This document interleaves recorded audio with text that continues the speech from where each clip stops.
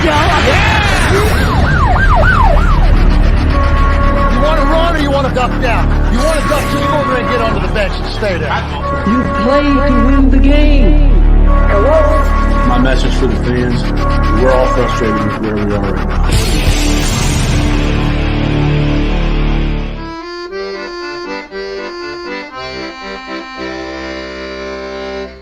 Jets, Jets. All right, everybody. Here we are. There you go, Gunny. All right, hold on. Is he ready? Can you see me now? All right, there we go. Okay. he's here. Look, No, Gunny that's was weird. texting me. He's like, it's not letting me in. I see you trying to get in, but there he is. Look at that. Right on time, Jeremy. So this is the Thursday thick of it. Oh, look, there's the Gunny we know. He did look different for a second there. It was Yeah, I didn't like that. That was the webcam for some reason popping up. I'm not a fan. I liked it. It was refreshing. Well, everybody, this is the Thursday thick of it. I'm GreenBean. How you doing? There's Gunny Gumby right there, and Jets Chaos himself, the cheese eater extraordinaire from Sacramento, California. That's where he hails. But yeah, man, we're going to sit here and we're going to talk Jets. Thursday Night Football is on. We'll comment on the game. We have distinct feelings about the way this game should go, Gunny. Who you rooting for, my friend? Can we hear Gunny? Is he there? Oh, you're muted now? You muted yourself again, buddy. Gunny's a train wreck today. That's all right. Gunny's going to figure it out. Jeremy, who you rooting for, bud? Wow, it's a tough one. That kid, Aaron Butler, just turned me into such an anti-Baltimore Ravens fan. 2 years. I have to root for Cincinnati. But what I'm really rooting for is I always put a long shot parlay bet into these games. So I'm hoping for certain players. I see what you're doing. Salute, everybody. But you know what, Jeremy? Here's the truth of it. To simplify it, we need the Ravens to win, everybody. Because the Jets, we just can't seem to do this. We just, it's like we have the destiny in our hands all the time. All the time we do. Last year we had it in our hand for like 4 straight weeks at the end of the season. We won one of those games right in the playoffs. Nope. Now this year, the AFC is all jammed up. The Raiders, the Bengals, everybody's all jammed up. And all we got to do is beat shitty teams. And we can, but we can't score. We can't score touchdown. This is the worst offense in 50 years, everybody. So it's really incredible because our defense, could you imagine if our defense, I mean, it's elite as it stands. Could you imagine if this defense had a little bit of help from an offense, maybe a lead here and there? Or, long sustained drives with momentum shifting touchdown. Like this defense, dude, it could be among the greatest ever. That's how good this defense is. And here we are losing games 16-12, 13-10. It's beautiful. It's really a beautiful thing. The Jets, we find a way, Jeremy. We find a way. You think you've been stabbed in every way possible, and there's just a weird twist. The Jets figure out how to go, hey, did we do this yet? I never felt like that before. That's what they do every friggin' year to us. And it's an amazing thing. And I love that all of us still hang out with each other. It's amazing to me, man. It's really amazing. But Jeremy, is the offense look, we'll talk more tonight. We got Izzy talk. We got Michael Carter talk. We got Jeremy Rucker, Uzomah, Zach Wilson. We got all kinds of fun stuff to talk about. I think we'll focus largely on the offense tonight. But do you think there's any chance, Jeremy? And then Gunny, we'll get to Gunny. I'm giving Gunny his space right now. But right after Jeremy's answer, I'm going to check in with Gunny and see if we can hear him. But Jeremy, do you think there's any chance for this offense to turn it around? Are we ready here? Well, this is where I'm laying my hope. I'm laying my hope in Buffalo is having problems too. They're having issues of their own, right? They just fired their offensive coordinator. Josh Allen is not looking good. Things are going wrong for them. So here's where I align my hopes. Four main components to winning the game. And I know there's special teams and turnovers and other things, but I'm focusing on the four major things. You got Buffalo's offense, Buffalo's defense, the Jets defense, and the Jets offense. Right now, Buffalo's offense has issues and it's kind of broken. Yeah. Their defense has issues and it's kind of broken. Our offense is completely broken, but our defense is the one out of those four denominators that is not broken. So I think that's where we lie our hopes, is that out of the four big things and categories, right? We're the one team that has one of them in order. Okay. So that leads you to the idea that we have a shot to take the division. Is that what I'm hearing? We have a shot. I'm not Yeah. going to say we don't have a shot, but I am now, they have to prove it to me. I mean, because as much as what I just said, our offense, and you just said it, it's historically bad. And we're not just embellishing. This is not hyperbole. This is reality and statistically. We are historically bad.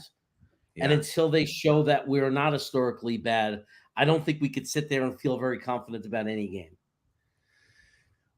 Historically strong defense coupled with historically bad offense. It's really amazing. Gunny, are you with us yet? Nope. What do you think it is, Gunny? I heard it when he was banging his mic. So we had sound for a second. Ant Jets wants a kiss. I think he wants it from Gunny. That's what he wants. Everybody wants a kiss from Gunny. Who doesn't want a kiss from Gunny? Gunny, man, what I would do is I would unplug and I would go through my computer speaker to see. I would just see. That's what I would try. Sometimes you got to go back to being a caveman. I can't hear you though still. He's putting his thumbs up. You can't hear him either, right, Jeremy? Is it just me? No. It's I heard him when he was banging on tapping on his mic, so I thought he was good. And then it went to things got weird again. So yeah. All right. Well, look, let's say hello to some people. Ryder and Talon's Pa's in the house. He says the next two games will tell us if we have a shot at the playoffs or if we start looking at the draft. Isn't it something? Well, think about this. Here's the truth of it. Ryder and Talon's Pa, who's a great guy. I got to meet him at Jets camp this past season. The truth is that it's getting harder to have positive vibes, but we lost 5 games, right? So if we lose 6 or 7 games, I mean, if we lose 7 games, we could still win 10. You know what I mean? So that gets us into playoffs, right? 17 games in a season. So there's a lot of game left, right? There's a lot of season left. Let me say it that way. And it's tough, but it's again, we have such a good defense and our special teams are rock solid. There's a chance, and Zach's throwing no look passes and giving you just enough to hope. We got Garrett Wilson. We got Breece Hall. The offensive line might be settling down if we can stop the friggin' weekly injuries and all that.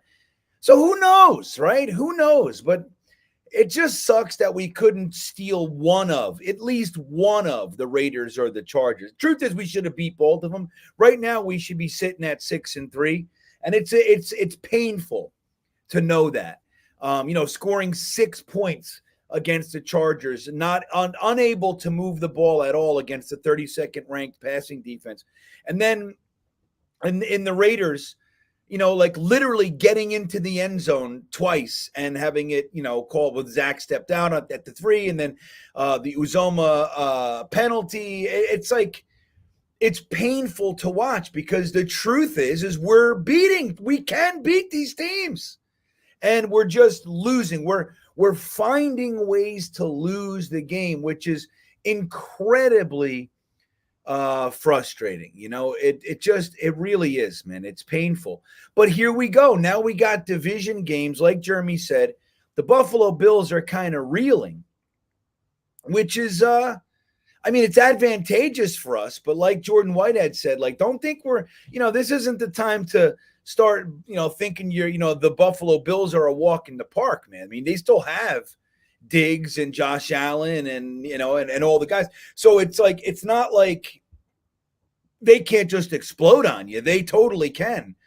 The good news is our defense has played them very, very well. So what'd they get? Joe Brady as the offensive coordinator now. So we'll see how that goes, but I don't know, man. We got to come out and we got to beat the Bills, and it sucks to have to beat the Bills, and then to have to beat Miami. Now the Miami Dolphins play the Raiders, the team that we just lost to. They're 2-0 under Pierce, their interim head coach. So they're all amped up, but I don't think they really have the horse. We should have beat them. So I don't think they really have the horses to beat Miami. I just don't see it, man. You know what I mean? I just don't. I'm going to be rooting for them, but I think likely we're going to be, seeing a Miami team that just beat the Raiders, and they're going to be coming into the Black Friday game at MetLife hot. So it's a scary scenario. It's a scary scenario. Jeremy, what's the odds of us winning these, and not like betting odds, but from your standpoint, of us going 2-0 in our next two division games here? I mean, it's very unlikely. We have a realistic chance to beat Buffalo, but people should not misinterpret that as, oh yeah, we're going to beat Buffalo. No, we have a chance. Yeah. But remember, we're still an anemic offense, and we're still just the most shoot yourself in the foot team. As much of a shooting yourself in the foot team as I've seen us be, and that's in 40 plus years of watching. And then Miami, it's so unlikely, and in my opinion, the reason it's so unlikely is, as good as our defense plays, you're not shutting down Miami to nothing. Right. They're going to score some points. They are a great offense. They're going to score points. And if we don't get this fixed, and I don't see any bright lights coming that we're going to get it fixed, Aaron Rodgers is not going to be playing by then. There's no miracle that's going to take place. I just can't see us managing to find a way to beat the Bills and then somehow beating Miami. I mean, it's low probability, if we're being honest. Yeah, it's a long shot. And you know what sucks, Jeremy? I mean, I say this often. I've said it for years because it's been happening for years. I don't see victories in that stadium. I just don't, right? I go up there. I've seen one since MetLife was built. I've seen one victory in that stadium. Now, to be fair, I don't go to that many games ever. I go to at least one a year, sometimes two. But still, I don't. Last victory I saw was in 2015. So we're talking about 8 friggin' years of losses on my part. But here's the interesting thing. Guess who has tickets to the Black Friday game, Jeremy? Up there. You do. Yeah. So it just so happens, like you said, this I think our defense will be able to, contain Miami in many respects. But we're not going to keep them down to 3 points, so the offense's 6-point juggernaut status can take us to victory. So it's like more than likely I'm going up there for another one, Jeremy. I can't deal. And you know what's funny? It's like, look, I've been sick all week, right? I don't know if you guys can pick up. I'm functioning at like 50%, right? My eyes are all dry and cracky. I'm all swollen and puffy and whatever. I just took a COVID test because we're heading up north for Thanksgiving in a few days. So I took a COVID test to see if I had it. Obviously I don't want to drop a bomb on anybody's house. But which sucks, by the way, doing the whole thing. It's just not a fun test to do. But I was thinking, I gotta be honest. This is what I was thinking, Jeremy. If this thing comes up positive, I'm just gonna. I'm taking my buddy to the game up there in New Jersey for his 50th. I was like, I'm just gonna send him the tickets and let him go, And because it's almost like I was like, if I see, I'm like, good, take my tickets. I don't even want to go. But it's like, what would happen if I did that? The Jets would blow them out. Yeah, of course. You're gonna miss one of those historical Miami Jet games. Like, we've had historical games with them. So you're gonna miss that for sure. So I gotta go. And I'll try to hook up with some people. I'll see who's going and just kind of make it a fun day. I might go hang out with Jetnation. Maybe Tailgate Joe. Tailgate Joe basically, he said, hey, man, if you ever come into a game, just, you got to, you're always welcome with us, which that was an amazing tailgate. So I got to see who's going to be there. But anyway, if anybody's going, you want to hang out, we can all arrange for, to kind of say hello to each other for a little bit, see where we're going to be. But yeah, man, it's a weird thing. I mean, I'm rooting, and I think this team has so much potential. The truth is on offense, right? So here's what we did this week. All you Jets fans already know this. So the Jets decide we need to make some changes. Jets fans have been calling for changes for a while. Whether it's play calling, whether it's quarterback, all sorts of things we've been calling for. We don't get any of that. What we do get is RB3 gets cut. Now, some people are, they think it's, a great move. Some people think it's a bad move. I think a lot of people, where I sit is, meh. You know what I mean? Like, did we need to cut Michael Carter? I mean, all right, to get Izzy on the field, just make Michael Carter inactive for a week or two. I mean, why, what if Izzy comes out and blows out his knee? Like, I don't understand it feels like it's a weird move to me, Jeremy. And it feels a little bit like it's noisy, but it doesn't do much for me. Now, and that's not to say I'm not excited about the opportunity to see our rookie running back. He's explosive. Who knows what he can bring to the table, right? So I'm excited to see that. I think the offensive woes are significantly greater than Michael Carter. I mean, would you agree? How do you feel about this move that we made? Well, I get the impression, if I had to guess, and this is just a guess, it's just speculation, that they probably told Michael Carter. Because we had it nailed. I mean, a lot of us were talking about it, right? We felt everybody, tons of fans. I mean, at least half the fan base was saying it's time to give Izzy a chance. Michael Carter wasn't being productive. He was making mistakes. So, then there's Lazard, right? Those were the three things I think people are the most angry at. Zach is a different thing. I won't have that discussion because the idea of bringing in Boyle to me is waving the white flag on the season. So I think that, and someone asked about Carl Lawson. Why don't you release him so he could play somewhere else? I think the real answer is, first, I don't think that their intention was to release him. I think they went up to him and told him, we're sitting you, just like you said, for a couple of weeks. If there's an injury, obviously you'll get back on, or you'll have to work your way back on. And I think he flipped out. That's what I think. I think he flipped out or begged them, or his agent or whatever it was. They made the decision to cut him. And maybe I'm wrong about that. But the simple answer of why he was the one is contract. Lazard is locked in for $13 million this year, $13 million next year. Carl Lawson just restructured. There was no other. It was a money thing. If it was that they just decided to do an all-out release, he was the guy because he was the one that you could financially, and that would be my guess. Yeah, but I still okay. I'm in. I buy all that, but we still had to. You still have to cut him.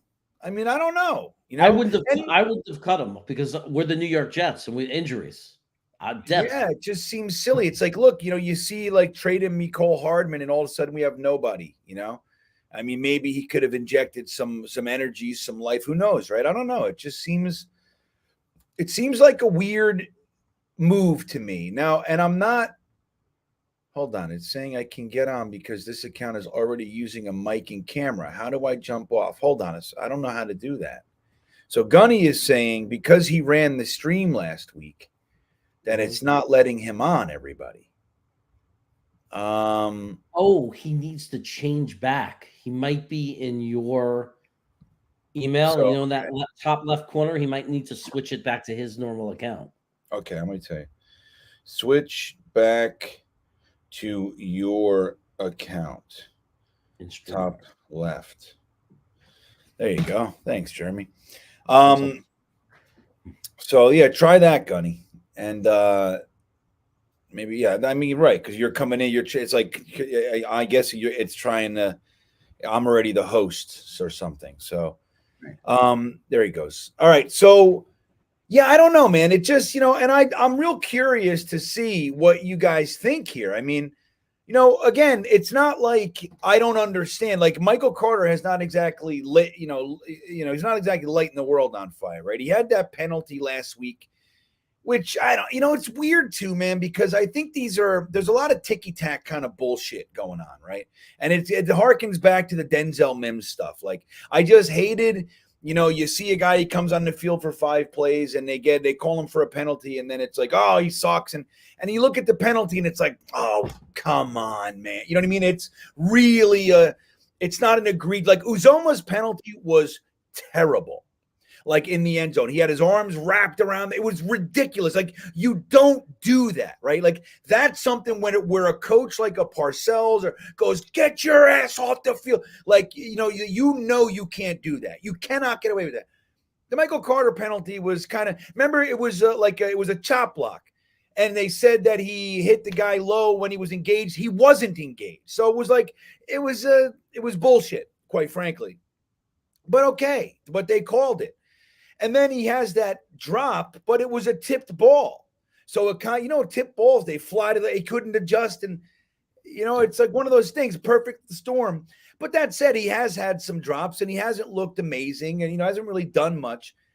But again, you look at the entire offense and it's like, is Michael Carter the issue? I think, benching Uzomah, and I know what you mean by the money, like you can't cut him. Okay, well, Carl Lawson's been inactive for a few weeks. He's getting paid. So fucking put Uzomah on let somebody know, have some accountability. Like, cutting Michael Carter, I don't know how much accountability that really draws attention to. Like, okay, so great. Everybody loves Michael Carter, number one. He's one of the most magnetic personalities on the entire team. Everybody loves him. Aaron Rodgers has even mentioned him when talking about the guys he's getting along with, has literally mentioned him by name.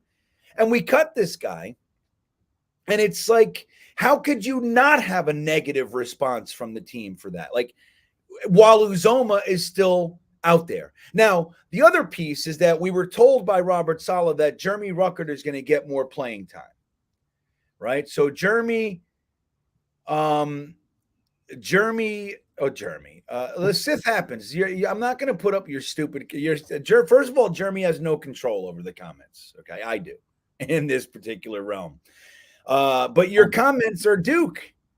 Put up a good comment. I have no problem.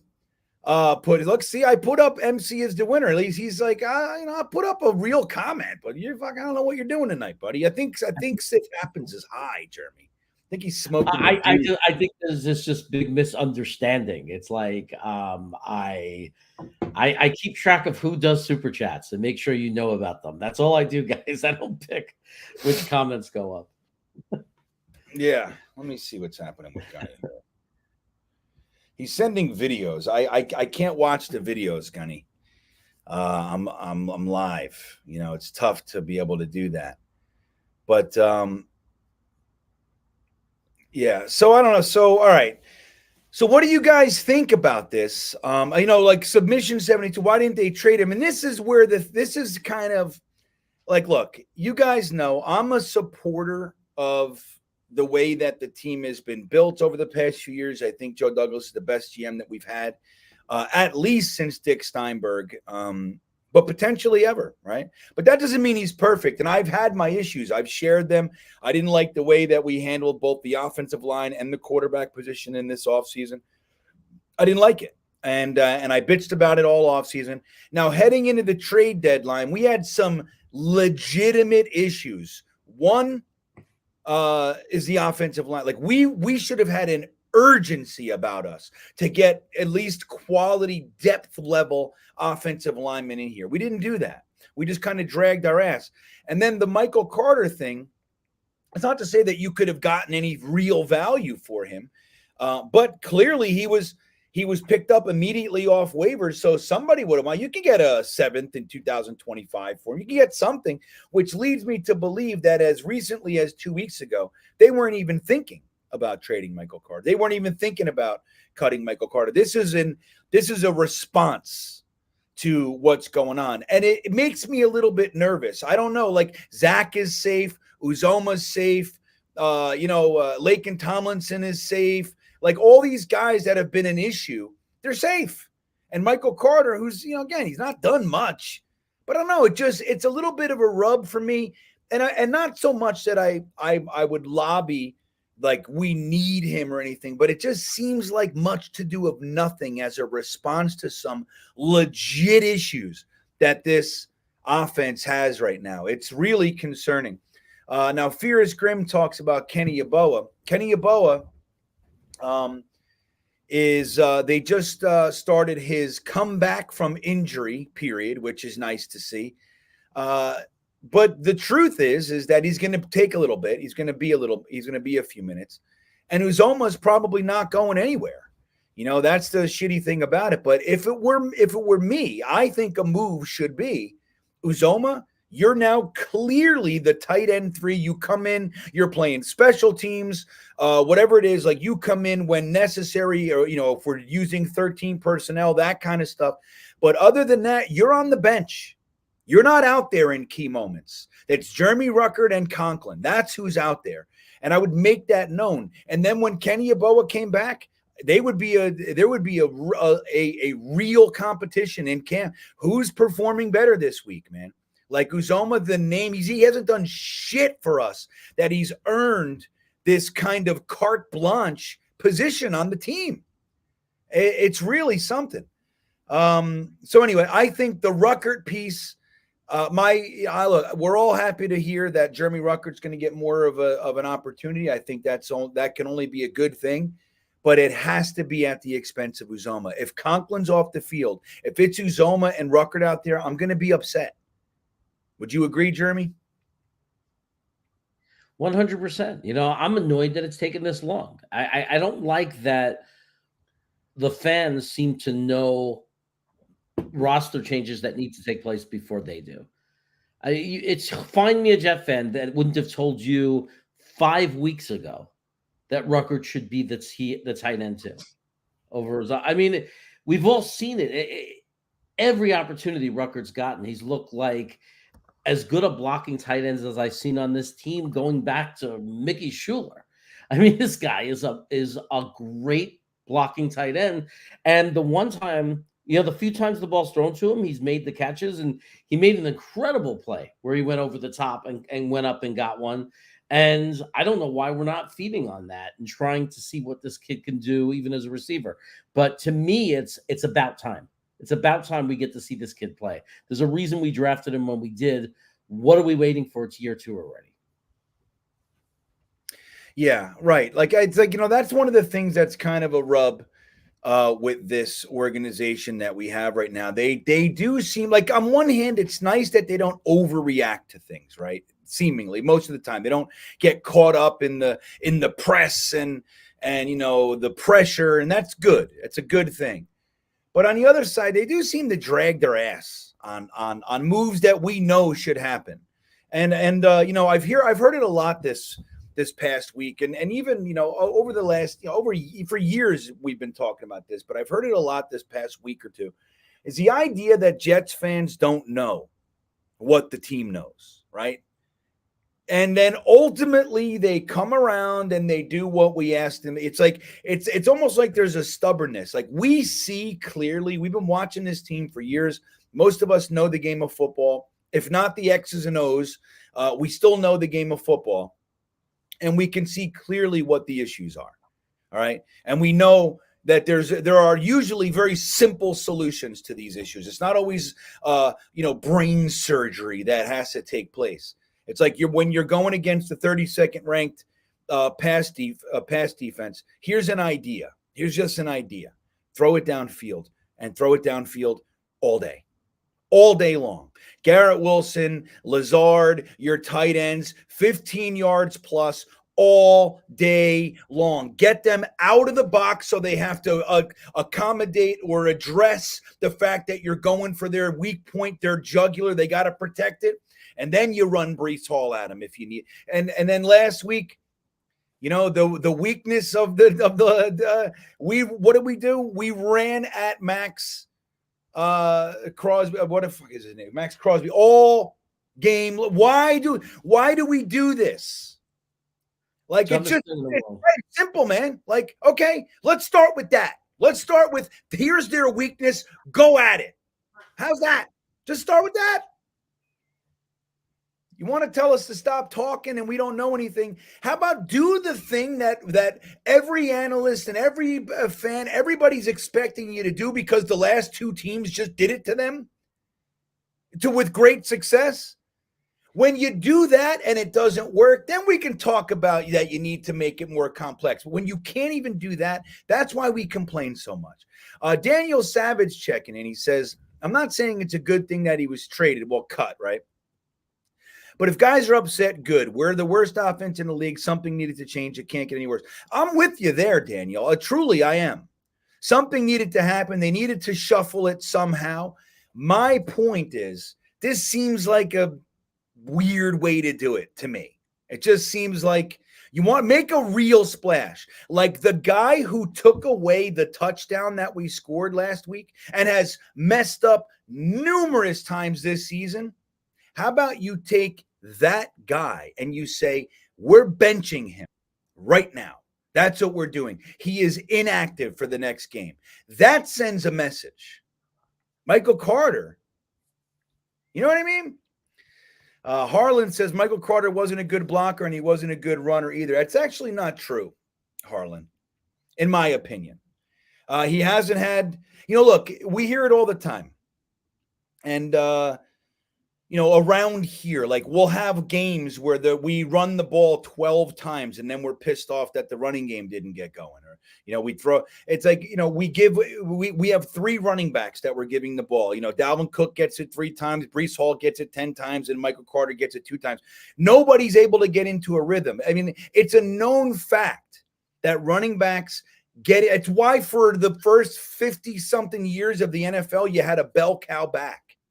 Because they got into a rhythm toward the end of the game. These Curtis Martins of the world, the Barry Sanders, the Walter Paytons, they took over the game because they were able to feel how the defense was responding. They got into that zone. They got into that comfort zone of the game, and then they were able to take it over. We don't do that. We're as soon as a guy gets out, like, look, we've all been hard on Dalvin Cook all year, right? But guess who was looking pretty damn good in the Raider game? Best guy. So what did we do? 3 carries. I don't know. Doesn't it seem like, okay, he's hot tonight. Fucking give him the ball. Does it seem like that? Maybe it's an idea, Jeremy. It seems like he's trying to do the opposite. Like you said, he's overthinking. Oh, he had a couple of good runs. They're going to start focusing on him now. Let's switch it up. And it's like, no. How about not switching it up until it doesn't work? Why can't that concept be put in place? Like, if you throw a slant to Garrett Wilson, and sometimes they make it look so easy, do that again. Do it again and again. The other teams do it to us. Remember last year, and even and sometimes this season, but for the last 2 years, teams kept screen passing against us. They kept doing it over and over again. Until we stopped it. Because it worked. Right. They did it until we stopped it. I don't understand why we can't do something when something works, why we're not doing it over and over again. Yeah. It's a funny thing. We make everything super complicated, and then we take our sweet ass time to adjust. It's frustrating, guys. It is. And, because look, we could have beaten the Patriots easily.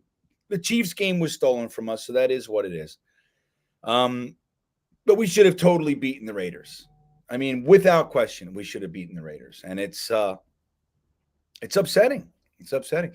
Sith Happen says he's not high, but he gets why somebody would be. Yeah, hell yeah, buddy. I'm with you there.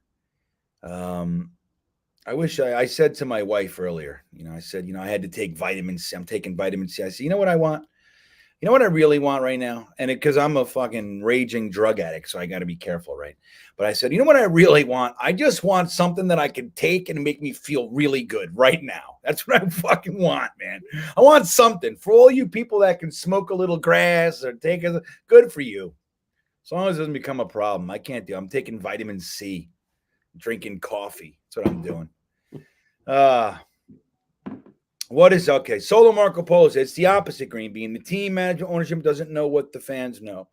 The organization just right, dude. Solo Marco Polo. It's the truth. I'm telling you. I wish, and I mean this, man. I wish that the Jets would call me and say, you know what, dude, you've been blabbering for 20-something years loudly about how you would do this, and you come on in here. We're going to give you 2 years. We're going to have all the accountants, everybody to take care of the numbers and all the shit. I'm telling you, in 2 years, this offense would be literally unstoppable. Unstoppable. I'm telling you. They wouldn't know what hit them. They'd be like, why? It's not fair what GreenBean has done. It's just not fair. That's what they'd be saying. I want to be like the senator for personnel decisions. And I'm not saying that I would make the decisions. I'm saying I would utilize all my contacts, all the YouTube content providers, all the people that are in our streams, just like we do the mock drafts together. And I just want to be the representative that comes in and says, here are the things I want you to do based on what our community says. And we consider O'Leary and Ryan and, everyone. And we get to come in and say those things, because then we would have had Rucker playing the last 4 or 5 weeks. There's a lot of different things we would have already seen happen. And maybe McCall Hardman never would have had to been traded. Maybe he would have been playing because we would have said, you need to use that guy. So I don't know. You know what, Jeremy? That's a great point. It really is. Let's say they just said, okay, bring in your brain trust, and we grab, we got us, and we grab a Joe Blewett and, whoever, right? All the guys. We just fucking bring in all the guys. You know what would be happening? All the right things. Everything would be correct. I'm just telling you. There's now, would we argue about semantics and detail? Sure. Yeah. But it would be when we hit the field, our team would be a friggin' juggernaut. All the way from the draft, this bullshit of drafting guys, even this year, right? Look, we're all on board. Mike McDonald, do whatever. Will McDonald looks like a good player moving forward, but he's injured right now. But we didn't need Will McDonald this year. This was our Super Bowl. And everybody said, what? I mean, everybody. Because we get too smart for our own good. Yeah.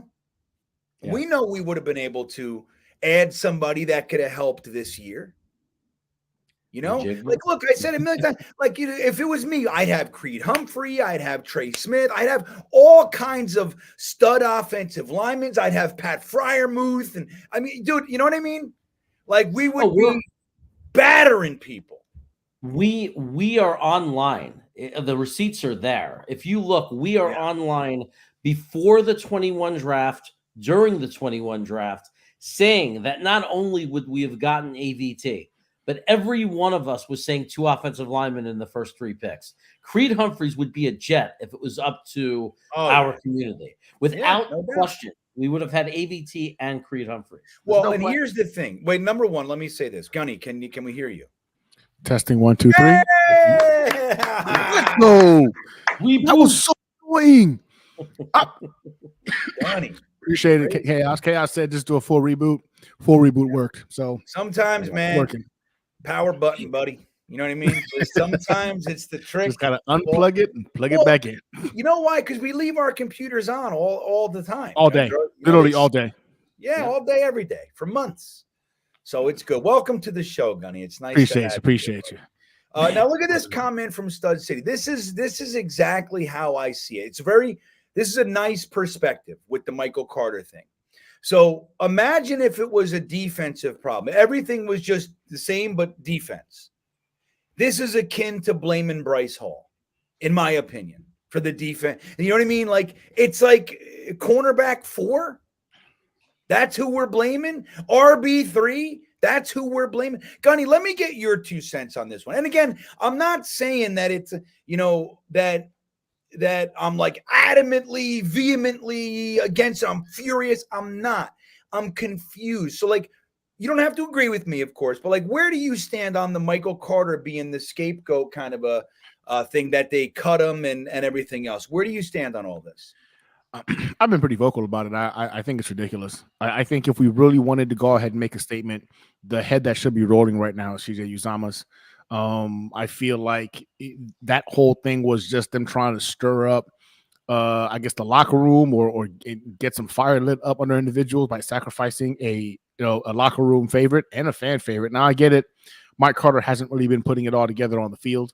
Even the freaking the penalty he got last week where he got benched, when you watch the all 22, you realize, nope, that was a completely illegal chop block because he was not engaged with freaking Bengals. Right. So they even benched him for a flag that really wasn't a flag on his fault. So they're kind of like picking what they want to go ahead and do to make a statement here when CJ Uzomah literally brought back 2 touchdown drives.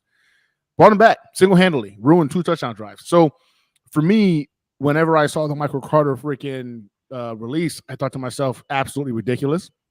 If you were going to get rid of anybody to go ahead and really make a statement, CJ Uzomah should be the individual. We're too thin at wide receiver, but if it wasn't because of the loss of a Corey Davis, I'd have even said Allen Lazard's been a bum.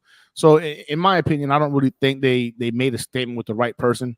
Look, Michael Carter, I wish him the best. You know what I'm saying? Like, he's no longer a Jet. It is what it is. He's a Cardinal now. At least he's in the NFC, so I could care even less. But he wasn't the issue. Not the issue at all. We win that game. We win that game if CJ Uzomah doesn't cost us 2 touchdown drives. Yeah. Well said. I mean, that's the thing. It's like, and like, do we think for 2 seconds that the locker room is filled with a bunch of clods, a bunch of morons that don't understand? Like, they know the same thing that we know. This is much to do with nothing. It's a bullshit move, in my opinion. And again, like, look, if you wanted to bench him and if you really wanted to get Izzy in there, fine. And even if what Jeremy said, like, so they told Michael Carter, you're going to sit down and he freaked out, let him freak out. Good. Yeah. Sit down. You're under contract and you're under contract for another season. So you better just pipe down, dude. Like, this is the way it goes. I mean, what is this? So I don't know. It just, Lazard, I get that we're thin with wide receiver, but hey, you're the team that wanted to keep 3 undrafted free agents on your wide receiver core, Irv Charles, Gibson, and Brownlee. Then, hey, you got to use them then. And you traded away Mecole Hardman. Like, that doesn't make any sense to me. I didn't think that we should have kept all those friggin' undrafted free agent wide receivers. Now I'm happy for him. It was heartwarming on Hard Knocks, and yay, and we all shed a tear. And I'm rooting for the guys. Don't get me wrong. But there was no piece of me that said, you know what I hope we do? I hope we go into this season with 3 undrafted free agent, 2 of who are rookies, as our wide receiver core. That's not what I was doing. Now, Corey Davis threw a stick in the spokes, and I get it. But, that's when you start making moves, man. And when you have a guy like Mecole Hardman, even if he's not the guy that, of a couple years ago, he's still that threat. He's that speed. Use the fucking guy. What is this? So it just makes me a little confused, the whole thing. And I don't know, man. I look, if the offense comes out this week and explodes, then, hey, great. I'm in. And I'll come back and I'll say, hey, maybe maybe Michael Carter was the guy. Maybe he was the cancer, the anchor, right? The cancer. Who knows? Yeah. I find it hard to believe, but I don't get it. I just don't get it. I mean, again, I know people are saying in the chat like, "Oh, it would cost too much to keep it's $11 million." It's costing us games. Like it literally is costing us games. How horrible he's playing. Like I don't understand. Yeah, it's $11 million. Who cares? It's not our money. What? It's not my money. For CJ Uzomah, it'd be $11 million cap hit because they restructured his contract, so it would be a hit. But you don't cut him. You just fucking bench him. Or bench him. Exactly. Or bench emergency use only.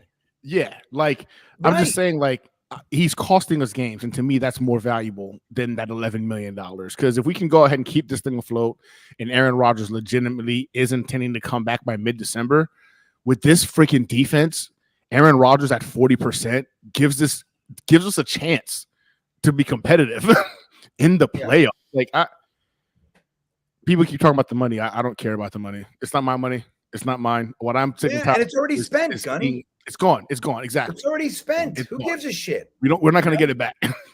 But he's not living up to the 11 million. He's costing us games. Right. And here's what I think a lot of Jets fans get caught up in this too. It's like when we talked about like benching Zach, he's having a terrible game, bench him. Like it's like for some reason this is like a forever decision. Doesn't mean it's a forever bench. You kept these wide receivers, these Brownlees and all these guys in the world. Lazard has been a train wreck, all right, for the last few weeks. A train wreck. Dropping passes, penalties, all this stuff. I mean, pre-snap penalties, holding penalty. It's like it's crazy. Uzomah has been a train wreck. Bench those two guys for at least a game. Let them know that we're not going to just let you do this. Right. There's some accountability. That will send at least that man. Who knows? Maybe Brownlee comes in and he lights up. Out. Lamar's hurt. Lamar's hurt. I know. You see, Mark Andrews got hurt in this game too. That's ugly, man. It didn't look good for him. I will say, Dom checking in saying that if I was the GM, we'd have a roster full of tight ends and fullbacks. I want to make this very, very clear. I don't love the fullback position, so he's wrong. Dom C is incorrect. Tight ends, yes. And let me tell you something. They would all be top flight tight ends that can block and catch. I do not believe in one-dimensional tight ends. I don't believe in them. I don't want only a pass-catching tight end. They have to at least be able to block. They have to be dual threat. They have to be dual purpose. They got to be able to be in line, relatively effective, and be able to catch the ball. So, yeah, that's it, man. I'm telling you, dude. I already know. Yeah, that's a joke. I thought it was more of a fight. 11 is Lazard. I think it's 5 because we restructured it. I can look at it, but he's a little bit less. But again, like we said, Joe, it doesn't matter at this point because it's already spent. Number one, it's already spent. And the roster is what it is. The cap is what it is. Like we are what we are. But you can still shuffle guys around. The fact that Uzomah can go out there and hold week after week after week and get beautiful big plays called back, Uzomah and Lazard consistently. And then, after that touchdown, Uzomah should have not sniffed the field again. Facts. Shouldn't have been out there one more second. Facts. It's bullshit. The same way they bench Michael Carter, they should have benched CJ Uzomah. Should have been like, you know what? This game, you're a bum. You're a sloppy bum. You're costing us freaking yards and points. Sit down for a little while. Get Rucker out there. Get Conklin out there. Those are our guys. I hate CJ Uzomah right now with such a passion. Like, and maybe that's a little bit extreme, but watching back-to-back plays get called back last week infuriated me to the point where I started calling this dude a terrorist. He's literally a terrorist within the organization, causing havoc and destroying everything positive. And I'm just, oh my God, I hate him. I hate him. If they had cut him, I'd have been happy about it. But maybe it's just me being emotional because a pinnacle game that we could have used to put us in second place right now with a chance to go ahead. Oh my gosh, it's aggravating. It's just aggravating. The fast lane. It was the easy one. Now we make it so difficult. We make it so difficult. I know, and look, who knows, man? Look, we beat Buffalo, we beat Miami. We're all happy, right? So it is what it is. Oh, 100%. Right, but to where we are right now, we should have beat that team, and we shouldn't have had such a friggin' unbearable clunker against the Chargers. We didn't go throw down. They have a weakness. We didn't even try. Attempt. Not even attempt. I know Matt Ryder says not benching Uzomah while having a competent replacement. That's the thing, right? Like, why has Zach been out? Well, we don't have a competent replacement. Okay. All right, we get it. We don't agree with. We should have had one. We should have had a Bridgewater, a Minshew, a Brissett, somebody. Okay, but we don't. It is what it is. But Rucker is sitting right there. That's the amazing thing. A lot of times it's really hard for a coach because you don't have the personnel, right? So you're like, am I going to really make that sacrifice? I mean, it's not like you had like an uncoordinated Matt O'Leary back there. I mean, they had a Jeremy Rucker. So it just makes no sense. Just make the move, like make the statement right there in the game. Say, I'm the kind of head coach that's going to hold you accountable. Right. Right now, there is none of that. Anybody who makes mistakes, unless your name is Denzel Mims, Bryce Hall, Michael Carter, anybody else that makes mistakes, they just kind of they have the run of the mill, man. They run the shop. I want to say this. Just a guy says, what if the pass catching tight end is Shannon Sharp? Dude, Shannon Sharp was a thunderous blocker in addition to his pass. He was savage. Dude, he was a fucking He beast. was a freaking savage. Yeah. So that's what I'm talking. He's a great example of what I want. I'm telling you. It's just like in the draft a couple years ago when Kyle Pitts, and everybody liked Kyle Pitts, right? I liked Kyle Pitts, sure. But you guys remember, I got made fun of constantly. I was like, Freiermuth's my guy, dude. Why? Because he can catch. Maybe not. He's not quite the receiver that Pitts was projected to be, but guess what else he can do? He can knock your friggin' head off. And I like that. That's my guy. I'm telling you, by the end of playing a GreenBean Jets team, everybody be covered in blood and they'd be needing tons of Advil 800s. That's what they would be needing. They'd all be in the iced bath afterwards. That's what it would be. Oh, O'Leary's checking in. What's up, man? Good to see you, Matt. Look at these. Oh, how nice of Matt. He's talking. Jeremy's really, Jeremy's a good-looking fella, as we know. I don't think that's how he meant it. I think that's how I heard it. That's some Jets and Jeremy. And Jeremy. Oh, that's so good. Right on. That's right. Let's congratulate Matt O'Leary for breaking the 20,000 subscriber barrier here on YouTube. No one more deserving, in my opinion. So, yeah, everybody congratulating Matt for 20,000 subs. Look, man, dude, there was a time, guys, when I didn't have any of this going on, and I would go to the gym, and I would like to listen to like Jet stuff at the gym, and it was only like the Jetnation podcast. There was a couple things out there, like it was very limited. But Matt O'Leary, I would just put on Matt O'Leary videos, and I would listen to that guy. He was young, but I've been listening to Matt for a long time, man. So he's put in the legwork, dude. And that's the way it goes. Larry Turkin said, I would have played tight end. Let me tell you something. We were talking about it before the Monday night game when we were walking in. Somebody said, hey, if they needed alignment, would you go in? Let me tell you the honest truth. Yes. Yes, I would. I'd go in and I would do whatever. If I get beat up and my back's broke, and in 2 plays, it is what it is. But I'll fucking go out there, man. I'll go out there. I'm not afraid of anyone like that. And you go out there and you just mean it, man. You mean it. I don't understand how these superior athletes, like they get beat, they look like complete turds. I don't understand. I don't understand anything. Right, Chris? I'm telling you, I'll tell you, I would get this team right. I know I would. And they would say, oh, well, you don't know about I don't give a shit about the nuances of anything. I know who in the draft, who I want. When I look back over the last 20 years of guys I would have taken, of course there are misses, of course. But by and large, my guys are studs. By and large, for the most part. The guys I would have taken are studs. I don't think it's that hard. I think they get all caught up in the baloney. It's like you get stuck in the weeds with these 3-cone drills and all that. Not to say you don't look at it, you don't factor it in. But, man, A football player is a football player. It's that simple to me. And I think we're getting lost in the sauce, Gunny. Joe Campione says Hamilton turning out. Oh, Hamilton's here, dude. He's right. He's a fucking football player. He's fine. He's good. Matt O'Leary says, my dad would love a green bean team. He was talking to me yesterday about needing to run behind the fullback more. Well, hey, thing is, here's the thing, and you can tell your dad this. My teams would be so dominant up front that a fullback's not even needed.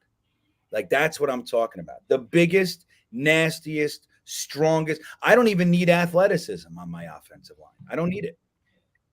I don't need it. I need the biggest, ugliest, nastiest, meanest attitude problem offensive lineman, and I would have 3 lines deep. When one guy goes down, the next guy coming in is bigger, uglier, smells worse, nastier. That's my offensive line. Even with today's generation of freakish defensive ends, you'd be okay with? My guys blow them off the ball, bro. 4 yards of play wins. 4 yards of play wins every single game. That's not wrong. No, 100%. That's not wrong. That's it. And once let the guy run, let this freakish athletic in, let him run around my 350-pound animal who's snarling, foaming at the mouth, and all he wants to do is inflict pain all day long on that guy. And he's pushing him 4 yards off the ball. And here comes the running back, and he gets 4 yards per play. And we are on the field for 12-minute drives, Gunny, right into the end zone. The defense comes out. They're fresh, ready to go. You know, that's the way. I'm telling you. Everybody's nuts. All right, who's this checking in? Hey, Mitch. Thank you for the super chat. Great show. Guys, great show. I want to say Hardman was not used because you can't use a speedster to stretch the field when 0 to 15, when the O is 15 yards. What's SMDH, Gunny? What is that? Shaking my damn head. Shaking my damn head. All right. Thank you. Yeah, I've been saying that a lot. That's like my new go-to when I watch these Jets games.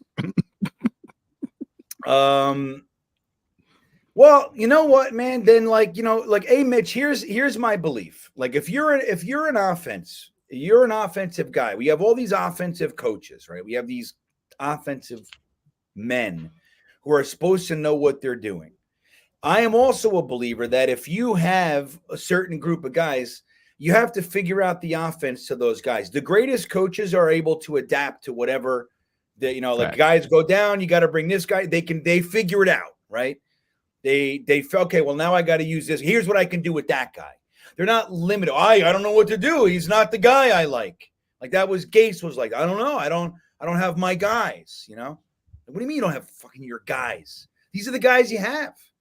Figure it out. So if you can't figure out a way to get Mecole Hardman on quick slants and just get the ball into his hand or send him on jet sweeps and there, if you can't figure that out, I don't know what to tell you, man. Like, right, Mitch? It's like, I get your point and I'm with you. But it's like that's the problem. I think this is why I'm such a huge fan of Andy Reid, and people laugh at me when I say I think Andy Reid is the greatest coach of all time. I don't think it's Bill Belichick who had Tom Brady that allowed him to go ahead and stack championships, and that's his legacy. Andy Reid, we've seen him do it with numerous quarterbacks, different play styles, from Michael Vick to Donovan McNabb, now freaking Patrick Mahomes. I mean, he made Carson Wentz, not Carson Wentz. Alex Smith, thank you. Look, you know what I'm saying? Like, he's done it with multiple individuals, adapted his scheme to their strengths, and they've all looked good. I'm starting to feel like a guy like Mike McDaniel, who Tua right now is looking like he's a top quarterback in the NFL, where it was laughable to think that would be the case, a couple of years ago. Like, you need to be able to adjust, man. Like, the defenses are adjusting. Defenses are always having to evolve to go ahead and get to the quarterback or to stop the run or whatever. They got to go ahead and scheme up to. Why do offensive individuals feel like they can just go ahead and stick to the basic game plan? I don't understand it. And Adam Gase was notorious for it. Hey, in order for me to be successful, I need these guys to do it. So then, are you really an offensive coach, or do you just need, offensive players to make your offense look good? Like, you got to be able to ask those questions. And Yeah, that's why I think Andy Reid is a GOAT, man. Like I hate it because he's of course the coach of the Chiefs. So rooting for an AFC team will never be in my forte. I just can't do it. Nope. But I would be lying to you if I told you I didn't enjoy watching the creativity of the offenses that Andy Reid has put together. Yeah, he's a true coach. He's a true coach. He figures out whatever the hell. Look, dude, and not for nothing, they had all those injuries to the offensive line. Remember the Super Bowl? They, everybody was hurt. What did they fix it in 1 year? 1 year. 1 year. Back, next year was done. David Gerard trying to make fun of me a little bit. He says Laviska Shenault is the exception. Now, if you remember, David, during that draft, I said number one, Jefferson was my favorite receiver in that draft. But I said the guy I like the best is Laviska Shenault, right? But I also said his injury history is such that I wouldn't draft him, even though I love that player. But that said, look at his first 2 seasons. They were fine. I mean, he wasn't like, a 1A kind of a guy. But he had 600 yards. I mean, he was fine. He's fine. But then the injuries and stuff. And then they traded him to Carolina, and he hung out with Sammy Boy for a minute. And, it's been a rough go for Shenault, but he's exactly the type of receiver I do love. He'll knock your head off, man. And I like that. It's like the guy I like to use is Anquan Bolden. Anquan Bolden was my type of receiver. That's the guy I like. He can burn you. He can out-jump you. He can fight you for the ball. And you know what? Yeah, and when the running back has the ball, guess who's laying people out? Anquan Bolden. And I like that. I like the defense knowing that guy's running around. They have to keep their eye. I like that. And those are my kind of guys. Yeah, but Shenault, man, yeah, I really – but he was too risky for me. Too risky for me. Unless we made it to like the 4th or something like that, then I pulled the trigger. Our buddy Jason Edwards checking in. Member for 8 months, man. Thank you. He says, even though our team is allergic to the end zone, we are somehow in the driver's seat if we win the next 2 games. Crazy but true. Yeah. I mean, Jason, if we lose these, I mean, it's all but over. I mean, it's not over numerically, but it is. It's like now we need all kinds of help, and it's a shame. Like, dude, we beat these next 2 teams. Their division. Like, look, if we beat the Bills and we beat the Miami Dolphins, we are now, that would make us 3-1 in the division, and bring them down a peg. Like, this division is it's for the taking if we do that. For everybody but the Patriots. The Patriots are definitively not taking anything. Yeah, and we lost to them. I mean, that's so embarrassing. Again, infuriating. Now I was looking at that too in terms of if somehow, some way the Raiders beat the Dolphins. Again, long shot, but again, you never know. Dolphins right now are feeling themselves. You know what I'm saying? New coaching change. There's a bit of a resurgence. If they wind up somehow slowing down the Dolphins and getting a win, that means Jets next week are playing the Dolphins for first in the AFC East. Of course, if we beat the Buffalo Bills this week, that's just a testament to how ridiculous this defense is, because we know offensively we're 31st ranked offense in the NFL. So we know it's not because of those guys. So the defense is that ridiculous to where we can still somehow pull off AFC East, take the lead in the AFC East by right after Thanksgiving. That's insane to me when you think about it and put it into that perspective. Yeah. Look at that. It's crazy. But we got to get into the end zone, everybody. Freddie Carr, let me say this. That would be if I was passing the ball, buddy. Okay, I don't give a shit I don't care about statistics. I don't care about who wants what. Where 4 yards of play wins the game. And once those defensive ends that are spinning around, like you like to say, once my guy gets his mitts on him for about a quarter and a half and his will is broken, then we can throw the ball all we want. Don't you worry. Don't worry about my guys, Freddie. They're fine. Alan Doge checking in. GreenBean wants to run 4-yard tush push 100. Yeah. As if that's what I'll tell you what. If that's what you heard, Alan, tush push.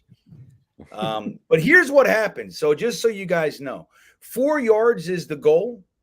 But what happens after, and we've seen it 1,000 times in this league. What happens after they can't stop you getting first downs for 2 quarters? Then they start to break open. Okay. Now we're getting 8 yards, 12 yards, 22 yards. That's what's happening. And they're trying to bring everybody in to stop the run, but they can't do it. And that's when you just, the tight end flares out. You're play actioning all day long. It all works. Believe me.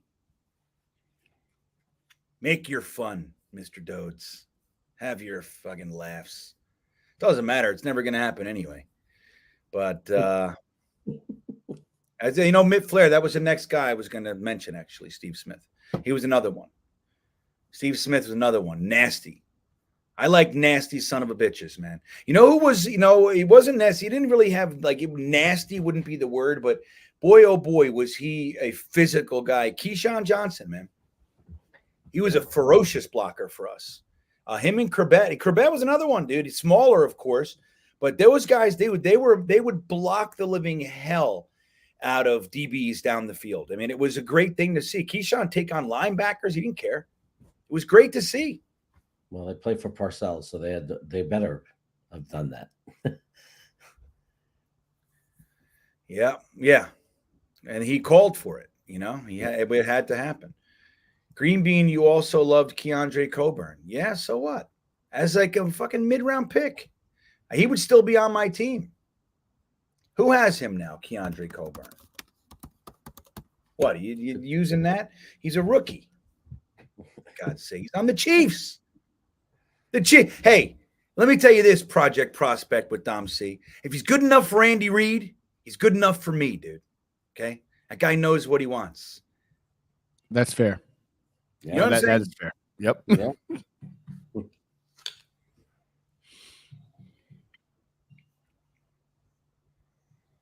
Let me see. Chiefs snatch. Yeah, so he got cut. He went to the Broncos, and now he's back on the Chiefs. So it's like, dude, I don't know. Everybody having their fun. Of course, all of our everybody we like isn't going to make it. But I'm just saying, my track record over the last 20 years of watching the draft or whatever it is pretty damn good. It's pretty good. Now, I didn't write down lists. I don't have all the lists of all the guys.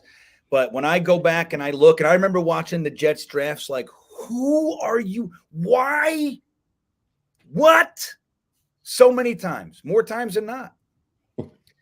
A. Mitch says, I would love to bring back Nunn we're right about now. That's another one. The injuries, right? But that guy played ball the way you want a guy to play ball. The Bills are not good in the secondary. We need to push the ball against the game. Yeah. I mean, look, dude, Matt Milano being removed from their defense, I mean, you can see it. You can see the vacuum that he left. I mean, that guy was important to that defense. And I think their issues are more than their offense, man. Dude, they can be beaten. The truth is, Gunny, is that we're 2-1 over the last 3 games over the Bills. Now, we needed some miracle-y stuff, from time to time. But they're not a team that we can't beat. Oh, 100%. Listen, I actually stated this after the Chiefs game, after watching Zach Wilson put on a decent and respectable game. I was like, you know what? We're sweeping the Bills. I felt like I saw progression, and I thought it was going to be continuous. And I've been a little hard on Zach Wilson the last couple of weeks. Again, those losses hit a little bit harder when your quarterback plays mid. But, at the end of the day, you got to look at some of the supporting cast not being able to go ahead and make plays and catches, and then drives being pulled back because of penalties. I really believe that our team is better than the Buffalo Bills. I do. Josh Allen right now has never played well against the Jets. We've had his number for years now. And if Zach Wilson, let me rephrase that.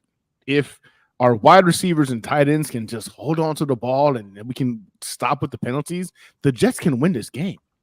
But I do believe in order for us to feel good and secure it, the defense is going to have to give us a score. If the defense gives us a score this weekend, I definitively feel the Jets win this game. If they don't give us a score, I'm skeptical. only because of what we've seen the offense doing in terms of getting in their own way. And that's, I mean, you can't, you can't equate for that. Like, it's just, it's overall concerning and frustrating because this GreenBean with Aaron Rodgers, if the football gods did not hate us, you know what hurts the most? If the football gods did not hate us, the Jets are in the lead of the AFC East, and dare I say the AFC at 8-1. I only see the Dallas Cowboys as the only game where I look at it, I'm like, there's nothing anybody could have done to win that game. That game was, they beat the crap out of us. It was a wrap. Every other game, I'm like, my God, competent quarterback play, competent play from the supporting staff from the offense. The Jets could be 8-1 right now, and this is really becoming that what if season, and it pains the crap out of me because 4 snaps. We're gonna sit here and talk about 4 snaps if somehow, some way we don't turn this thing around for years. It's the same thing. Freaking Brett Favre. If he doesn't freaking hurt his shoulder and get injured on the route, we beat the number 1 team in the AFC. What did we do? I sit here and I keep wondering, what did we do as a fan base to deserve this? Like, it doesn't make any sense to me. And the more I think about it, the more my feelings get hurt. And as a grown man, I shouldn't be this invested in the pain that is this situation. But my God, it's mind-boggling. I hear you, man. It's like, my emotional impact has lessened over the years, but it still sucks. And I used to get devastated for like a full week. I couldn't be talked to, I couldn't look at anything Jets. You know what I mean? I couldn't anything NFL. I wouldn't watch anything, but it's still, like you said, it sucks. I mean, even though this team was imperfectly built, it was built well enough. With the quarterback that we had, we were going to be able to compete with and probably beat anyone, especially when you look at the way the season is kind of, breaking down. Everybody's, it's kind of lumped up. Like there are very few, far and away better teams. Everybody's kind of jammed up. We'd be right in that mix. And look, we're in that mix now. With no offense, Aaron Rodgers, no offense, he's scoring touchdowns, dude. We'd be in the end zone all the time.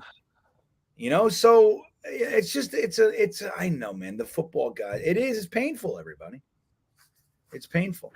Jonathan Francois says, I want to know why we refuse to bench Zach Wilson. Only logical reason is A-Rod would be pissed. Since you know what? I don't think that's it, Jonathan. I've heard that from quite a few people. I think it's more to do with they don't really have anyone else on the roster. That's really what it is. Tim Boyle. Zach has played so poorly at times that you're almost like, I don't care. I want to see what Tim Boyle has, right? I want to see someone else. And that's on the Jets. Now, the whole Trevor Siemian thing is confusing to me. I don't understand it. I don't get it. But I think the Jets, we have a lot of money invested into the quarterback position. Zach's making $10 million. Aaron Rodgers is making $37 million or whatever it is. That's a lot of money in one position. So when it was time to go out and maybe that was the decider, who knows? But I think at this point, who else is really there? I don't know why they're not bumping up Siemian to the active roster. I don't get it. Why did we sign him if we're not going to do that? But I don't know. I don't think it has anything to do with Zach. Jeremy, what do you think? With Aaron, do you think that's the reason why? I just don't think they have anybody. I think that everybody rules out the possibility that they brought this guy in, Trevor, put him on the practice squad, and he's just not doing it. And it's not such a shock that he's not doing it. It's been a lot of years. He hasn't. I don't think he's won a game as a starter since 2017 or something like that. It's been a lot of years. He might just be done. He might, and he's just in practice. He's just not ready. They don't have confidence in him. At least, Boyle knows the offense. So they have him there as an emergency. It's just really, and I'm not saying we shouldn't be pissed at that because they could have went out and gotten Carl Wentz. And I'm not saying I'm a fan of Carl Wentz, but I feel like he would have been a better option. Even when you look at him like last year and look at his stats, they were still as good as Zach's. So I feel like that would have been a better option. I don't know why they did that, and I don't know why they're sticking with it, because if it's been a month and he's still not cracking the practice squad, what was the point of doing that? I don't even understand the purpose of it. Yeah, it's a weird move, you know. But I think that's a viable point, man. It's like maybe he just sucks. Maybe he just doesn't look good at all, and he's strictly emergency at this point, you know. But then why would they say, like, Wentz called and goes, "Hey man, we're about to sign with the Rams. You want?" Nah, we're good. Like, I don't fucking know, man. It's all so confusing, dude, to me. Thank you for the beard comment. I appreciate that, William. Do you guys, Mitt Flair, do you guys think it would be tougher to game plan for Buffalo this week? New offensive coordinator Joe Brady may scheme plays at the Jets. Yeah, I mean, it's an X factor for sure. It's an X factor. That said, I mean, what has Joe Brady done?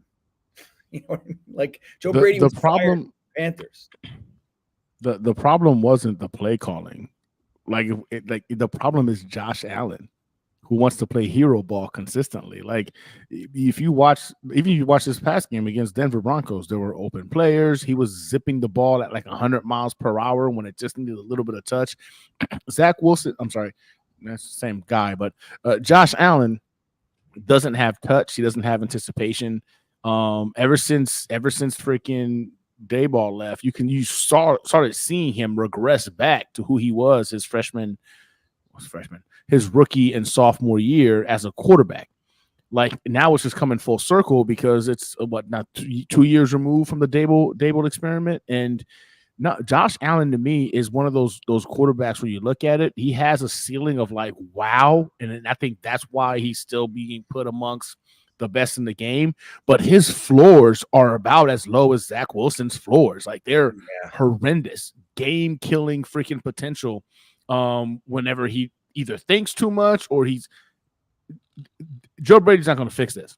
The issue wasn't freaking Dorsey. It wasn't Dorsey. Like you can't. I think Josh Allen knows he shouldn't be throwing interceptions. I think he knows he shouldn't be throwing into freaking triple coverages, but he's still doing it. I don't think Ken Dorsey could have fixed that if Josh Allen believes like he's Superman and he could forget the rules and bypass them. I'm worried about it only because it's the unknown, right? Maybe it sparks some things in terms of simplifying the offense for him. But again, Joe Brady, like GreenBean just said, we saw him already with the Panthers. It lasted a season. It's one of those things where his highlight stems from having coached up Joe Burrow at LSU. Yeah. He wasn't even the offensive coordinator at LSU. No. He was the passing game coordinator. Right. Like he coached the wide receivers and therefore some quarterback. But I know it's not to say that he's not a good. I mean, maybe he is, right? But he hasn't done anything. But the point that Mitt Flair is making is that it's potentially more difficult to game plan is viable. I mean, look at what we just did with the Raiders. It's a whole new staff. It's hard to kind of game plan for them. Joe Burrow's done, boys. And they can be excited. I know it looks like it. Joe Burrow running to the sideline. Let me just tell you, that holding that was just called on Beckham was absurd. Took away that big touchdown. Stupid. Yeah. It was not even a hold. It wasn't even close to a hold. Pure BS. Referees are deciding football games. They're impacting outcomes of football games like I've never seen in my life. Yeah, they're just controlling the league. It's I don't know, dude. Everything is the worst. Everything. Infrared, he goes, we beat Philly with no touchdowns. Yeah, but we also had 4 turnovers, though, Infrared. 4 turnovers that game. So 3 picks and a fumble. So, I mean, you can't count on 4 turnovers every week. That's the difficulty. That's what's tough about it. And that last one, Tony Adams, the Jalen Hurts thing, it's like that was not a pass you see Jalen Hurts throw all that often. But I hear you. Anything's possible. Look, we beat Buffalo last year. Zach threw 154 yards. Now watch this guy. This guy is going to come in. It's going to look good. going to look better than our quarterbacks. Yeah. Whoever it is, whoever the backup is for the Bengals, it doesn't matter. Hey, We're going to look at them and we're going to be upset because we're going to be like, oh, look, competent play from a backup in the NFL. Must be nice. Yeah. Must be nice. It doesn't matter who it is, what his name is, where he's from. They're all better. Browning. Yeah, 100%. Browning, he's going to go ahead and make this a game. Yeah. Jonathan says, I will say that this Bills game is a tipping point. If we lose because of the offense again, then I can see a locker room mutiny.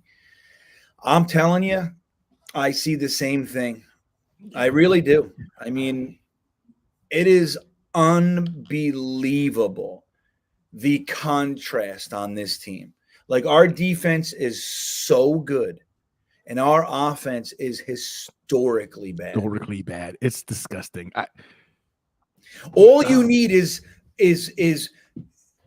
complimentary, somewhere around average. That's it. And we are stomping through the league.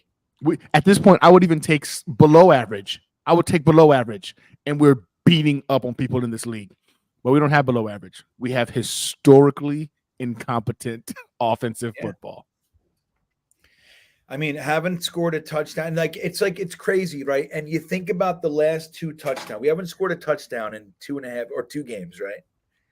But the truth is that the last touchdown, the Breece Hall touchdown was a legit touchdown, right? But so we have 1. But then even the Eagles touchdown before the bye, that was a gimme. They gave us. We couldn't get in the end zone that whole game. We were in the red zone 4 or 5 times. Couldn't get in. They let us into the end zone so they can get the ball back. It's just crazy to think about that. So we have 1 real touchdown in 4 games, dude. You want to know what makes it worse? Do you want to know what makes it worse? We literally faced off against the worst passing defense the week before versus the Chargers. Yep. And then the worst rushing defense last week against the Raiders. And we couldn't score a touchdown. Yeah, that's why it's so scary to think like, oh, the teams we're playing right now are actually decent defenses. They're like 25 or better. If we couldn't do it against the 2 worst, like it's terrifying to think like we could literally. I'm getting mad again. Gunny, what did you do to just make balloons fly out? I was just going to say, but I'll tell you what is happening. Balloons are flying around Gunny's fucking head. Yeah, it's this. I did this, and I saw it happen. Peace? But I don't know. I did the peace sign. Hey, I saw it, and I was like, what? I saw that. I put my hand down. How many types of gestures did they come up with for this? How you doing that again? What is it? The new phone? It's the new MacBook, the new iOS or Mac OS, whatever it is, 17, whatever.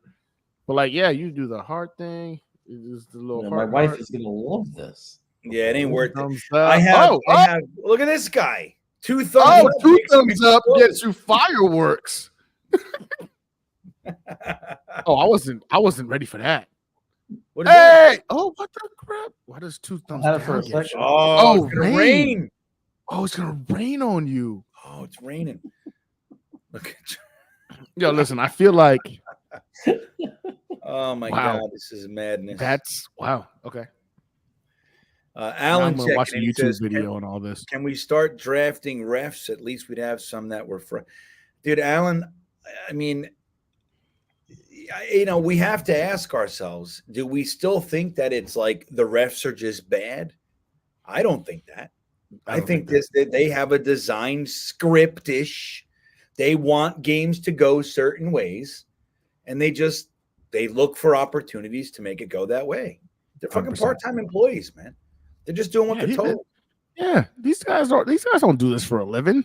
They got other jobs. This is their side gig. This is their side hustle.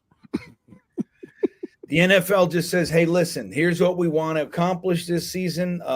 We'll give bonuses and whatever else and blah, blah, blah. And they just do it. I mean, that a couple weeks ago, that roughing the passer on the sack of Mac Jones, dude, there's no referee in the world that would actually do that if the NFL didn't tell them to do that. It's impossible. The roughing the passer? Possible. It was a sack. There's no way to interpret it as a penalty. Oh, 100%. You talking about the when Mac Jones was sacked? Mac Jones. Yeah. Hey, Jeremy, they can't tell the difference between the balloons in your head. Oh,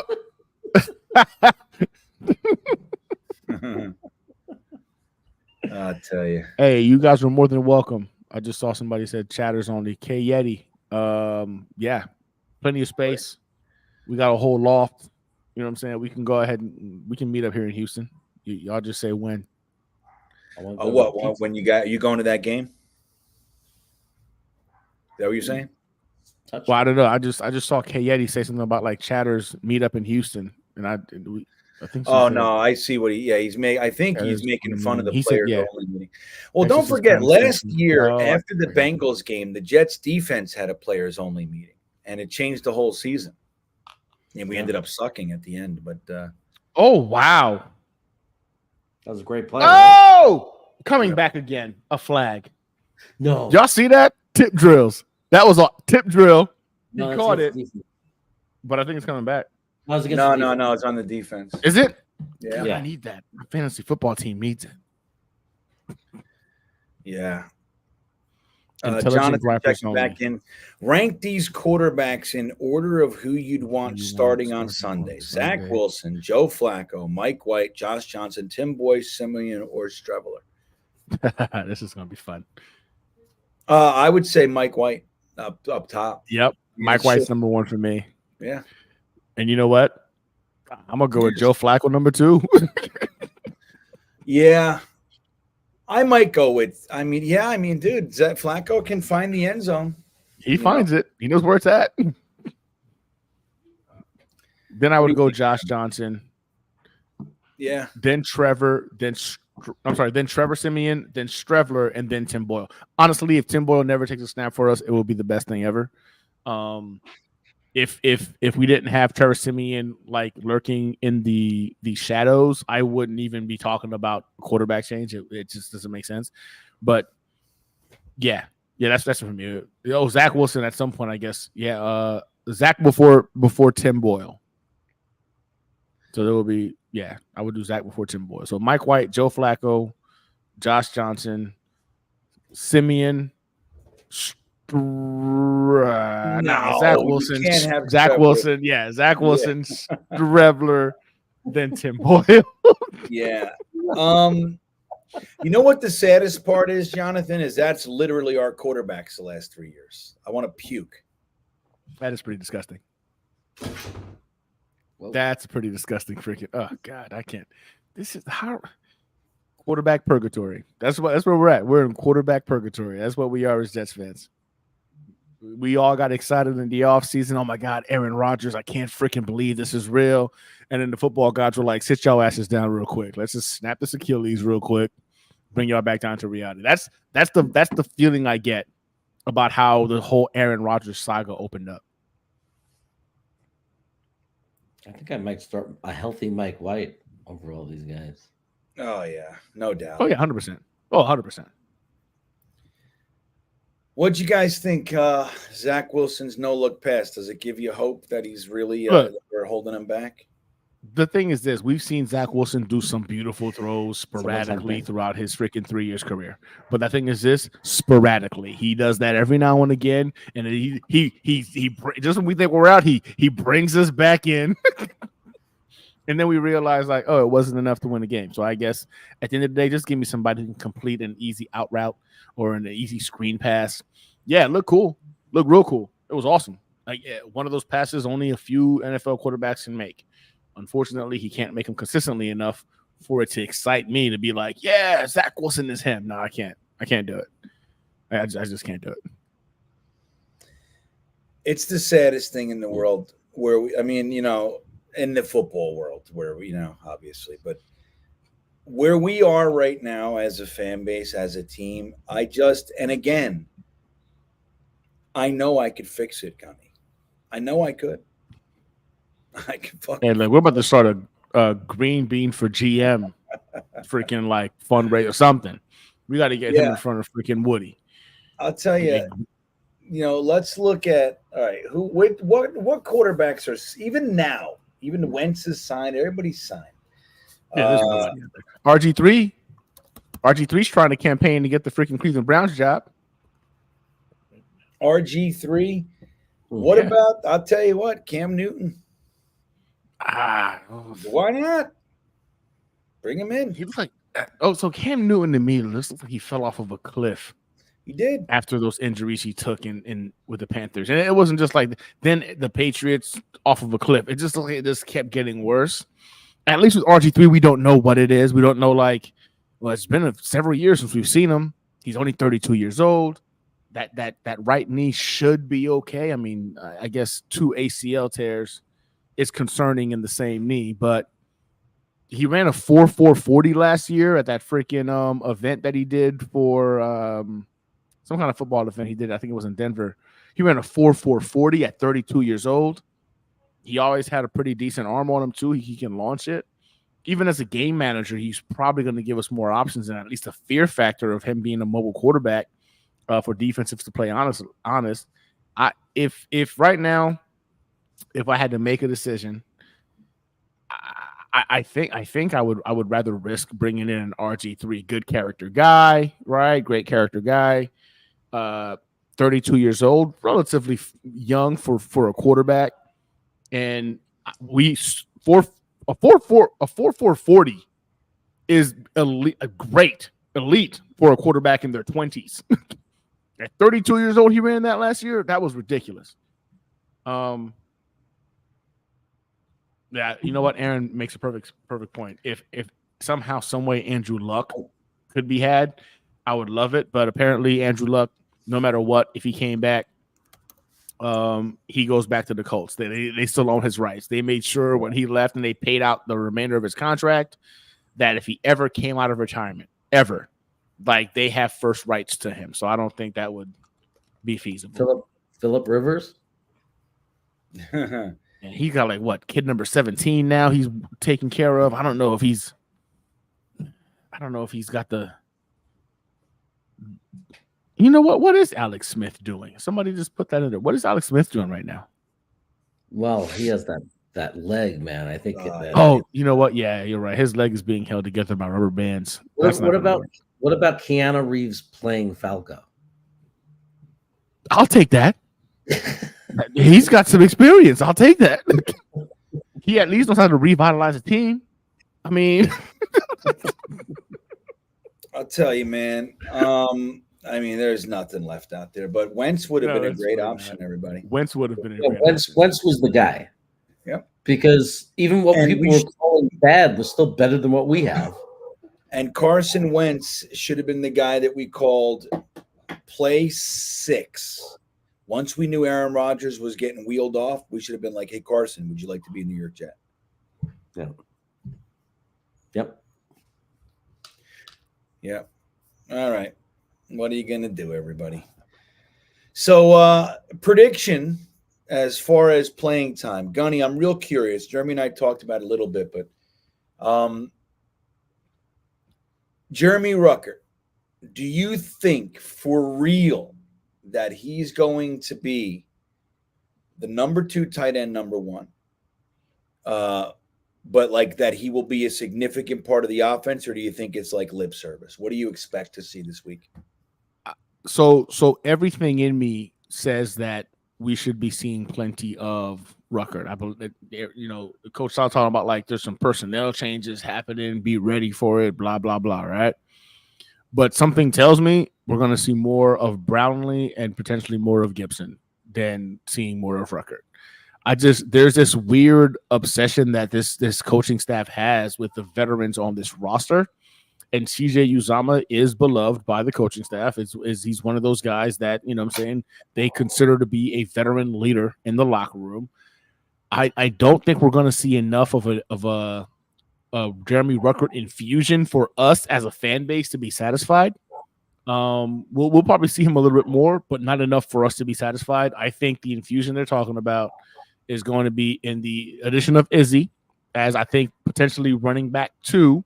Right, I think he's going to see some more touches, and I think maybe Brownlee or Gibson coming in as well to be part of the rotation. I just don't trust that these guys are going to go ahead and fall away from their norm, which is to overdo it when it comes to respecting these vets. And it's frustrating to have to say that, but yeah, unfortunately, I don't think Rucker's going to go ahead and be tight end 2. He'll be tight end 2.75 or something like that. I'm telling you, I hope we see a significant. I mean, there's got to be something. I mean, so we're playing the Bills. How can we take advantage of these guys? You know, like what do we need to do? What are they going to do? Are they going to come out and just want Zach to play mistake-free, boring, impactless football, or are we going to see like a balls to the wall, just kind of let Zach run around like we've been saying? Like, look, he is what he is. Live and die by his arm and legs. Yep. Just let him run around. Let him throw it. Let him do what he does. Are they going to finally do that, or are they going to try to like let the defense do this conservative thing that we've been doing all year?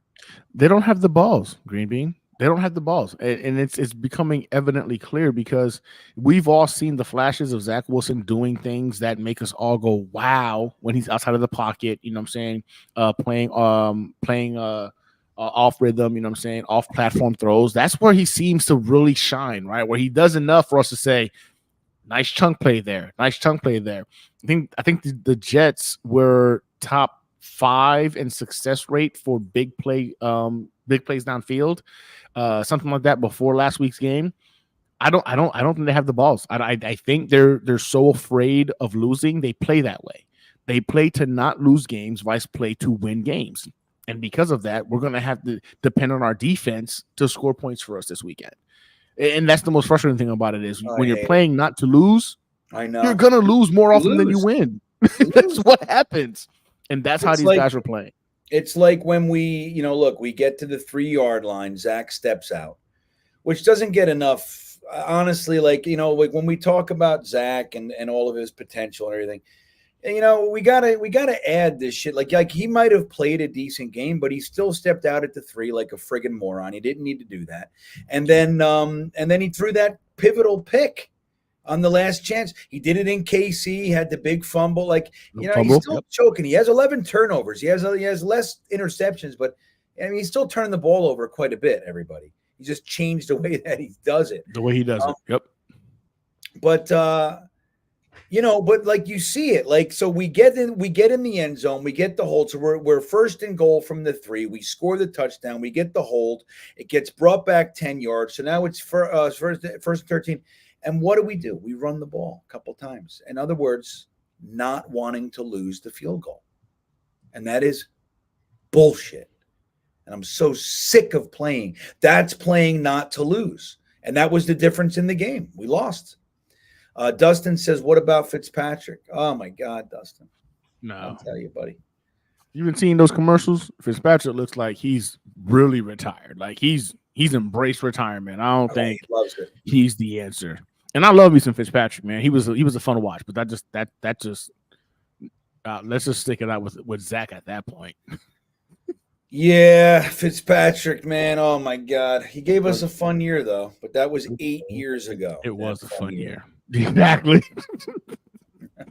But then what happened the next year? It's tragic. He was garbage, and just so we keep things in perspective, we had a fun year, but he threw 5 interceptions in that last game. It was like, I don't even remember. I blocked it out, but against Rex Ryan, it's like to not go into playoffs. I'm sick. I don't like Fitzpatrick either. Jason checking in. He says, I want Flash Gordon under center. We all know he is the savior of the universe. That's right, man. He'll save every one of us, Jason. Seriously. Yeah, he'll save every one of us. That's some flying high on a rocket cycle. Yeah, wait. Flying blind on a rocket cycle. That's so good. That's such a good line. Seriously, Jets win the next 2 games if Zach just plays average. Yeah. I mean, Jason, I responded back. I think below average, Jets can win these next 2 games. I don't know about them. I think the Bills, but I don't know about the Miami game. The Miami is lethal. Like if they get going offensively, if they get going. But but again, we've seen how they operate against physical defenses. The Miami Dolphins are not going to score a lot against us. They're not. I think the Miami Dolphins might get 14 points, possibly 21. If our defense can take one of those away and score, and we get Zach Wilson to, allow Breece Hall to get a touchdown, and maybe he throws one, I really think our defense matches up the best against this Miami Dolphins offense. And I'm excited to go ahead and see that game. I can't wait, because I feel like they're going to go ahead and disguise a lot of what they're trying to do in coverages. And the motion, you're starting to see those sweet motions that were freaking out everybody in the beginning, that even had me all bedazzled, like, oh my God, wow. You're seeing like teams have adjusted to it. And I'm like, okay, cool. I feel a bit better about that game. Now I'll say this, I'm terrified of Kane, and I'm terrified of Mostert. I think their running game is very, very worrisome. Those are some fast cats. Those are some really fast cats. But I don't know, man. I feel oddly comfortable knowing that we're going to take one of those Dolphins games. I think it'll be the one after Thanksgiving.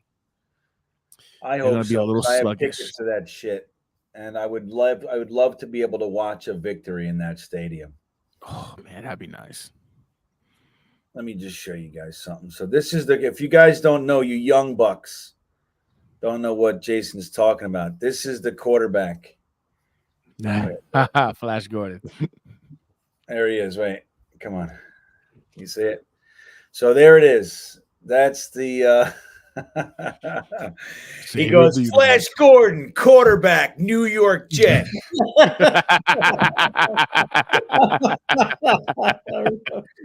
Hey, did you guys see the movie Ted with the bear? Oh yeah, love it. The talking bear from like Boston or something like that. Yeah, from the Family Guy, from Seth. Yeah, whatever his name is, Rogan. Not Rogan. That was his name. The guy who writes for Family Guy. Seth MacFarlane or something. MacFarlane, right? MacFarlane. There that movie. If you, I'll tell you what. Like I've watched. Like my wife was like, she thought it was kind of stupid. She was like, it's there's funny parts, but it was such a callback to my generation. Like the fact that they brought the actor of Flash Gordon in and he partied with them and destroyed the play. Like that dude, it was so enjoyable to me. I saw it in the movies. I couldn't deal. I went back and saw it again like 2 days later. That's how much I liked that damn movie, because of the Flash Gordon callback. When he's like, dude, like he's trying to save his relationship with his girlfriend. He's like, dude, I'm here with Flash Gordon. Like, you have to come. All right. Oh my God. And he goes, Mark Wahlberg, and they go hang out. It was amazing. Amazing. I just love the concept when they created the movie. We'll make him the quarterback of the Jets. Well, because he was a comic book character, Jeremy. So they were just taking him from the. You know why he was the quarter? Because it was made right around the Namath era. Right.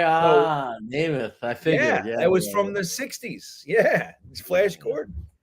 Quarterback, New York Jets. He says it with authority. If somebody brought me to a strange planet, I'd be like, Flash Gordon, I play football, quarterback. I wouldn't be like all cocky. Well, he was proud of it. He was proud of it. That was our proudest moment. When you can look at everything you want. Our proudest moment, really, guys, is when Flash Gordon stood in front of Ming the Merciless and said, Flash Gordon, new quarterback, New York Jets, in front of the master of the whole entire universe, the killer, Ming the Merciless. That was our proudest moment. Remember that scene, Jeremy? They threw that stupid ball around and they were, Oh, it was great. He started to turn it into football. He turned it into football. And then the girl's like, go Flash, go Flash. He turned into a cheerleader. And then that movie is friggin' brilliant, dude. The guy with the steel face. He's playing a game. You have to get down like this. Like this. And he tells him to be like linemen. He's playing a game. Yeah, it was so good, dude. That's good. Francois checking back in, our good buddy. I will say, if this season goes in the tank, I want us to take a quarterback in the first round. Jaden Daniels, anyone? Thoughts on taking a quarterback? There's another quarterback. His name is escaping me. The other kid. Hold on. Quarterbacks draft 2024. I'll see his name in a second. I'm fried out. Oh, Michael Penix. That's my guy. I love me some Michael Penix. That's my guy. I'm telling you, people are so excited about Caleb Williams potentially going to the Patriots, and I'm like, I hope he does. Me too. I hope he does. Yep. I hope he goes to the Patriots. Yeah. The kid is going to be a huge bust, and I can't wait to see it. But Penix, I'm a big fan of him. And the other kid, is it McCarthy? I think it's McCarthy. JJ McCarthy from Michigan. JJ McCarthy, I think it's something. I like him too. Yeah, there's Drake May, JJ McCarthy. There's Bo Nix. There's a few, but I'm telling you, Penix is the guy I would want. And let me tell you, dude, could you imagine if the Jets grabbed yet another USC quarterback? This fucking Caleb Williams. I refuse. The whole concept of USC quarterbacks and, of course, a Lincoln Riley quarterback, you got me all the way messed up. I'm not doing this again. We've seen this before with Baker Mayfield and Kyler Murray. We're falling for this again. People are falling for this again with Caleb Williams now. Nah, I'm a pass. Well, here's the crazy I'm thing going to pass. The crazy thing is if we pick in, let's say, the range of 15th to 20th or whatever, Penix will probably be there. Like, he's a guy that's going to be a middle of the first round kind of pick. Maybe. I don't think all the way up to pick 3, dude. I don't think they're going to take him, though. I don't think the Jets will take him even if he's there. I think the Jets are going to go either wide receiver or offensive line. Yeah, and we should. Got Aaron Rodgers for one more year. So unfortunately, and again, I'm for it because I would love to have somebody legitimately sit behind Aaron Rodgers that we can all have hope for. Right, that can pick up the game and the speed of the game and then take the mantle once he retires. But I think if it sounds messed up, but I think they're too shook to go ahead and pull what the Packers did and bringing in Jordan Love. They're going to go ahead and find him help. It's going to either be a wide receiver or an offensive lineman, or they'll trade back to acquire some more picks. That still will go to helping the offense. Dude, let me tell you something. There was just a pass interference thrown in this game that is BS. So dumb. BS, right? Right? You saw it too. Dude, how can you possibly call that? It was 10 yards over the receivers. It's like there was uncatchable. No way he was jumping that high to catch. And he didn't interfere. No. Like, let me rewatch this. I can't. Dude, I'm starting to hate football, everybody. And not just because we suck the balls.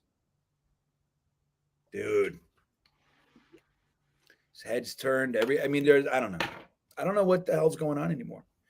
So, Jonathan, I'm not against the Jets taking a quarterback, but I think really what they need to do is use every available resource to make sure that an injury doesn't undo the entire season again. You need to have, look, and let's be real here. The 4 plays that we saw Aaron Rodgers, he was getting chased all over the fucking place. No, yes, maybe the play was a quick pass. Sure, I'm with all that, but still, Dwayne Brown sucked for the first few weeks, and we need to make sure that we're not depending on old, tired, injured dudes. So I think that's what we'll do, and we should be. Like last year when the linemen were gone, and a lot of us said this. Smith and Jigba was a legitimate guy that we should have considered. Even if they wanted to go the tight end, you could have did that too. Just something to help now. And Will McDonald, who knows what it'll be, but I think I didn't like the pick then, and I'm not saying I won't like the player, but it doesn't do anything for us this year. It doesn't do anything. And I hope they don't do that again next year. All right, we're gonna get out of here. This show. I'm starting to feel like I got to go to work tomorrow. My wife leaves for Baltimore and then goes to New Jersey. You know what I'm doing? My anniversary, my 16-year wedding anniversary is on Thanksgiving this year, on Thanksgiving. So you know what I'm doing, Jeremy? I'm surprising my wife. I was surprising her until she beat me down. She was nervous she didn't want the surprise to suck. She's afraid I'm going to try to take her to some crazy swingers club in the city or something. I'm not going to do that. But she's nervous. So she thinks I'm an asshole. So what I'm doing is I'm taking her to Washington Square Park, and we're going to take her to the Comedy Cellar. Oh, yeah. You know what I mean? She's never been, dude. I used to live in that place. So it's in my opinion, it's the premier New York City comedy club. And I know there's Caroline's but that just that feel of New York comedy. It's the Comedy Cellar. Everybody came from there. Everybody. Great ones. And then the slice of pizza. You got to get the pizza while you're there. Down the street at Ben's. Yeah. There. Or walk over to Joe's.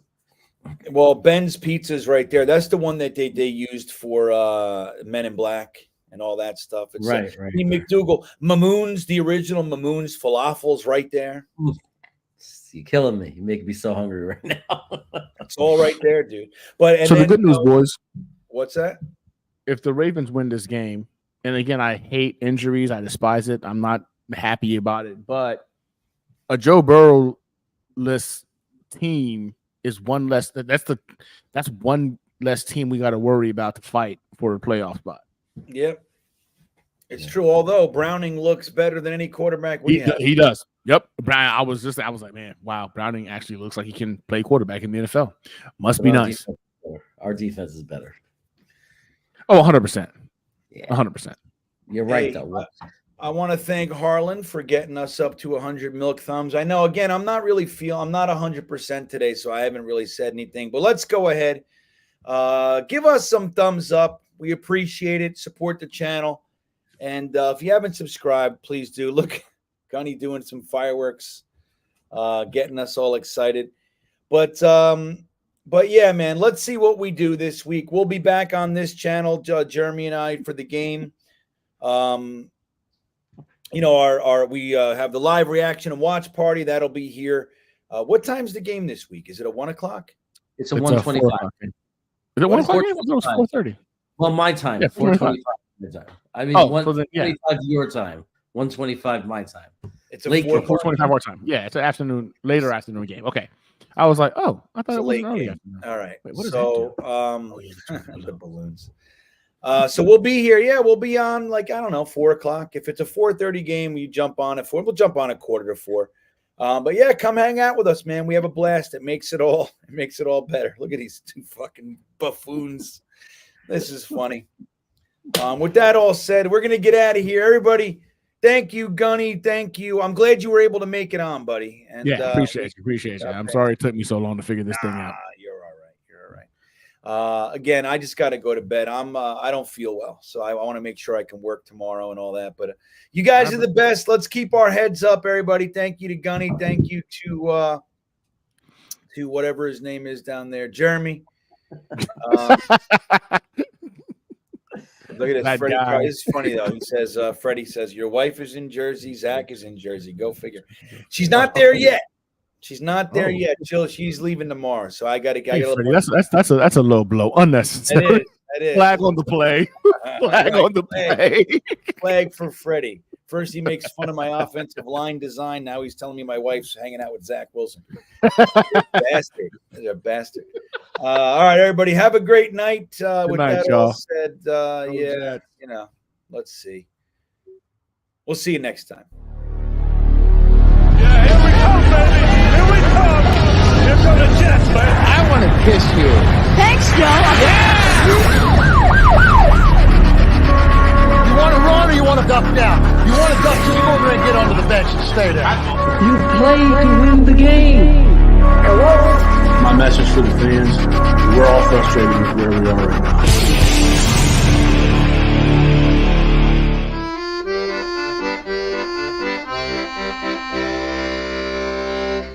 Jets, Jets, Jets.